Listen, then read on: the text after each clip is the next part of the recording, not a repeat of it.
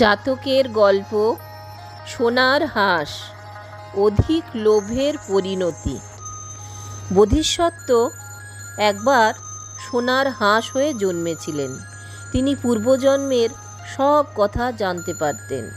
পূর্বজন্মের কথা মনে করার চেষ্টা করলে তাঁর মনে পড়ে পূর্বজন্মে তিনি এক ব্রাহ্মণের ঘরে জন্মেছিলেন।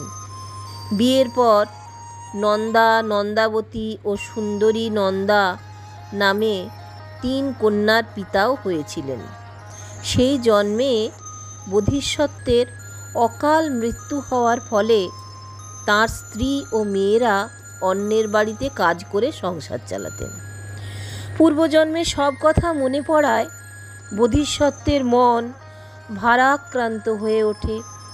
মনে মনে ভাবেন যেভাবেই হোক তিনি তাদের দুঃখ দূর করবেনই। এই ভেবে তিনি পূর্বজন্মের স্ত্রী ও মেয়েদের কুঁড়ে ঘরের সামনে উড়ে গিয়ে বসেন।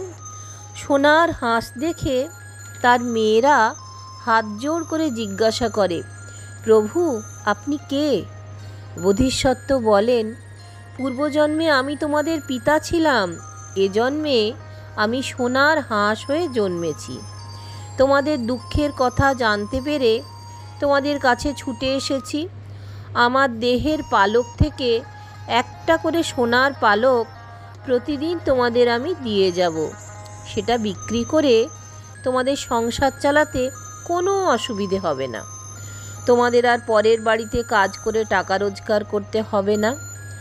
এই বলে বোধিসত্ত্ব একটি সোনার পালক মেয়েদের হাতে দিয়ে উড়ে চলে গেলেন। তারপর থেকে প্রতিদিনই বোধিসত্ত্ব একটি করে সোনার পালক মেয়েদের হাতে দিয়ে যেতেন। একদিন তাদের মা মেয়েদের ডেকে বললেন, দেখো তোমাদের বাবা তো আর মানুষ নয়, পশু পক্ষীদের মন বোঝা খুব দায়।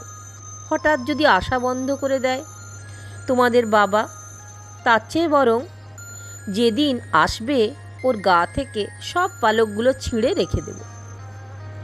পরদিন সোনার হাঁসরূপী বোধিসত্ত্বের স্ত্রী তাকে বললেন, প্রভু একবারটি আমার কাছে একটু আসবেন? কতদিন আপনার পা স্পর্শ করিনি।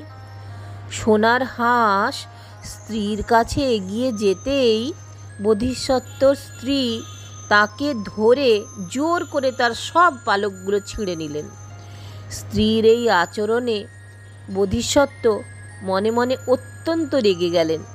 সোনার পালকগুলো সাধারণ পাখির পালকে পরিণত হয়ে গেল।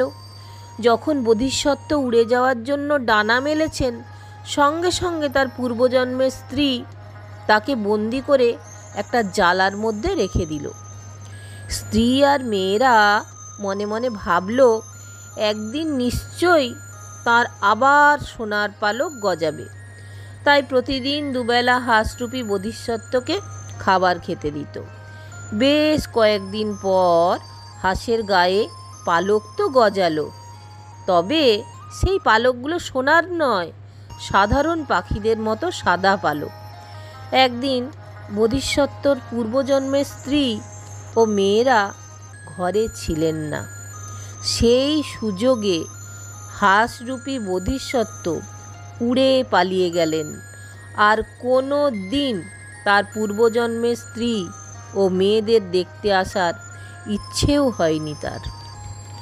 দর্শক বন্ধুগণ, যদি ভালো লাগে তাহলে অবশ্যই চ্যানেলটা একটা লাইক, শেয়ার, সাবস্ক্রাইব করে আমার চলার পথে সঙ্গী হবেন। সকলকে অজস্র ধন্যবাদ চ্যানেলটা দেখবার জন্য। নমস্কার।